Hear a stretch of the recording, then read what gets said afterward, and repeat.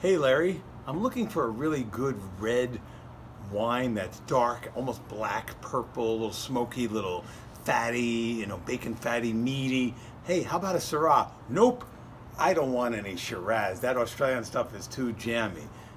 Syrah, Shiraz, it's the same grape, but it's a whole different style. Hi, I'm Larry Baker. I am a certified level 2 sommelier and a senior wine and spirit specialist here at ABC Fine Wine and Spirit in Hurricane Central. Well, not really central, but in hurricane area possibility of Sunrise, Florida. Yes. It's almost crazier than New Year's Eve. I'm surprised I'm not sweating to death. I might be on the video if I look close up. I hope I'll be able to upload this. But this is on being taped on the Thursday of where the hurricane craziness is going on here with Hurricane Dorian. So we have been busier than New Year's Eve. So we sampled a lot of wines today, and this subject came up, and I thought I've talked about it before, but.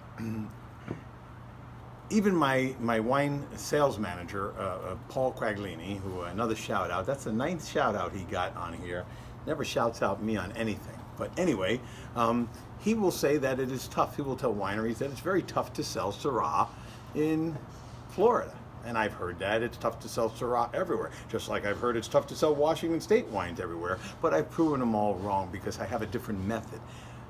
People have a predetermination of what a grape is supposed to taste like. And when they hear Syrah, because even in the American area, we tell you that Syrah and Shiraz is basically the same grape. But Americans really shouldn't be calling it Shiraz, although they do for marketing purposes.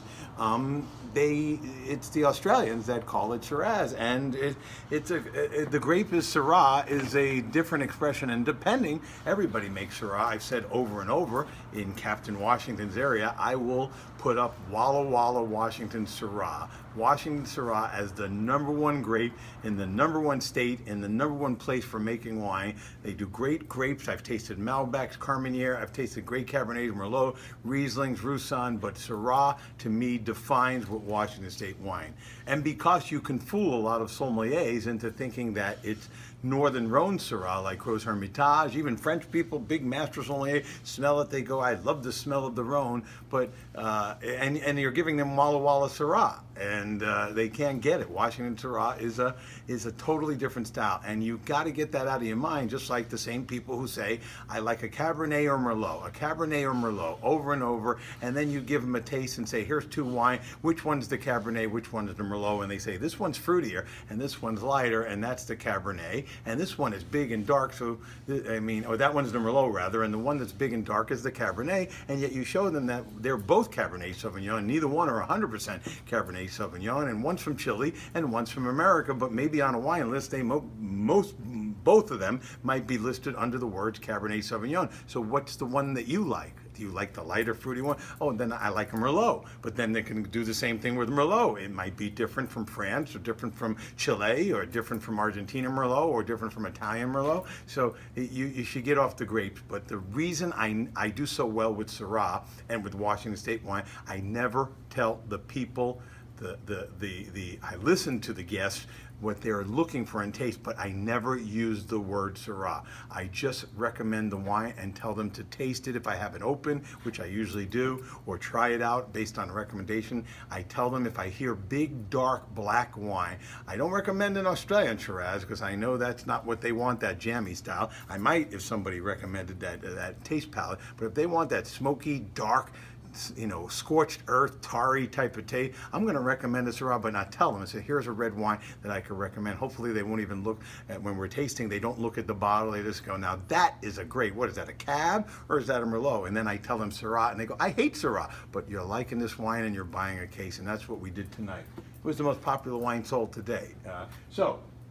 First of all, we have the kind that I like, but when you see Shiraz on the bottle, this is Serafino, this is Australian Shiraz from McLarenville. It's not as jammy as some of those Australian style, but this is what gives the people who don't like this style a bad the predetermination of what the grape Shiraz is going to taste like if you recommend a Syrah, because the sign says Syrah and Shiraz, they just don't want to go anywhere near it. However, if they went to the Northern Rhone, like we've talked about this wine many times, Domaine Remizieres. This is the Crows from Cours Hermitage in the Northern Rhone, 100% Syrah, how dark and meaty. They use American oak in this wine, which not too crazy about, but I gave it a great wine. It's very deep and dark and dark and dark. Just think black has a flavor, and that's it. But the number one wine that was tasted tonight, to nobody who asked for a Syrah, they just said, I like a really dark wine, and that's what I'm looking for. A black wine around under $25 a bottle. And once again, my friends at Bergevin Lane, Annette Bergevin,